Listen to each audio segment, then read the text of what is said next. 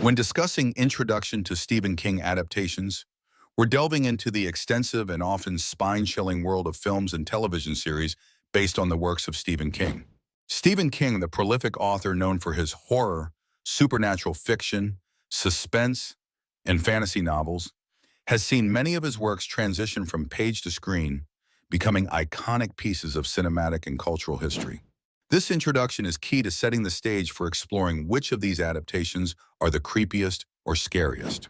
The significance of this point is profound, as it lays the framework for understanding why certain adaptations stand out as particularly frightening.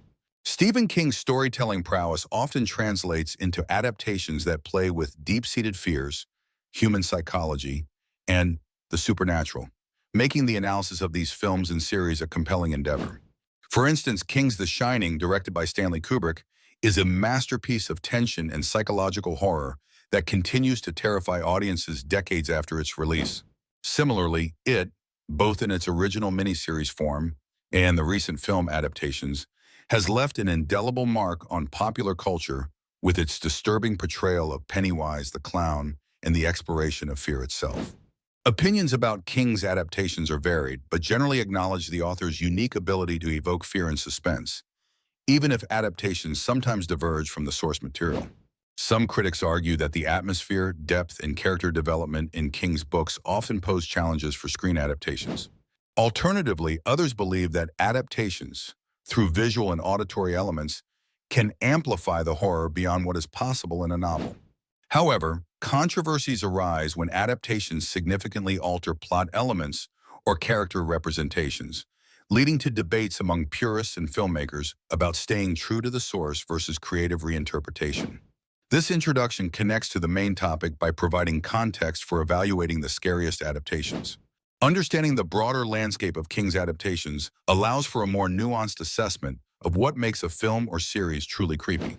It influences how we perceive and rank these adaptations, considering factors like fidelity to the original material, effectiveness in inducing fear, and lasting impact on audiences. Through this exploration, we gain insights into how King's narratives are transformed into visual experiences that provoke fear and fascination, integral to determining what makes them the creepiest of all. The concept of criteria for ranking creepiest adaptations revolves around identifying and analyzing the specific elements that contribute to the unsettling nature of Stephen King adaptations. This involves evaluating various components such as atmosphere, character portrayal, psychological depth, and fidelity to King's original vision, all of which combine to evoke a sense of horror and suspense. Crafting a coherent method for ranking these adaptations is crucial, as it provides a framework for understanding what makes certain films or series more effective in delivering chills and thrills than others. This point is significant to the main topic because it establishes the foundation for a structured and thoughtful exploration of Stephen King's adaptations. By defining the criteria, audiences can better appreciate the nuances that distinguish one adaptation from another, facilitating a richer discussion about what truly makes an adaptation creepy.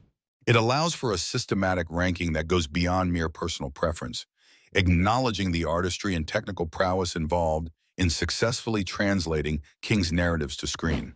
Specific examples that illustrate these criteria include Stanley Kubrick's The Shining and Andy Muschietti's IT. The Shining is often lauded for its oppressive atmosphere, largely due to Kubrick's meticulous attention to detail, chilling cinematography, and Jack Nicholson's haunting performance. This adaptation, while deviating in some areas from King's novel, succeeds in creating an enduring sense of dread. Similarly, IT leverages psychological horror and deeply develops its characters, allowing the audience to connect and feel genuine fear as they confront the terrifying Pennywise. These films exemplify how adaptations can successfully utilize the ranking criteria to enhance the scare factor. Opinions supporting this approach often appreciate the methodical examination of elements that contribute to effective horror. Critics and fans alike argue that such criteria ensure a fair evaluation, highlighting adaptations that might otherwise be overlooked due to subjective biases. However, potential challenges include disagreements over what constitutes creepy, as personal fears and experiences vary widely. Additionally, purists may argue that deviations from King's original work undermine an adaptation's legitimacy regardless of its scare factor. This framework influences the broader topic by guiding discussions about Stephen King adaptations towards an appreciation of the subtle art of horror filmmaking. It encourages both creators and audiences to consider how each element of a film can enhance or detract from its overall impact, ultimately enriching the conversation about what makes an adaptation truly terrifying. By setting clear criteria, the analysis becomes more insightful, elevating the discourse surrounding these beloved and feared adaptations. Exploration of classic Stephen King horror films invites us to delve into the cinematic interpretations of the master of horror's most chilling stories, each marked by a unique ability to evoke fear and unease. This concept is integral to understanding the scope of Stephen King adaptations, as these films not only preserve the essence of his literary works, but also reinterpret them to resonate with audiences visually and emotionally. The significance of this exploration lies in how these films serve as cultural landmarks, not only for horror enthusiasts, but for broader audiences who appreciate the craft of storytelling through the horror lens. Two quintessential examples of Stephen King's works that have been adapted into notable classic films are The Shining and Carrie. Directed by Stanley Kubrick, The Shining is a haunting exploration of psychological horror and madness. While King himself harbored mixed feelings about the adaptation, audiences and critics widely regard it as a masterpiece of horror cinema.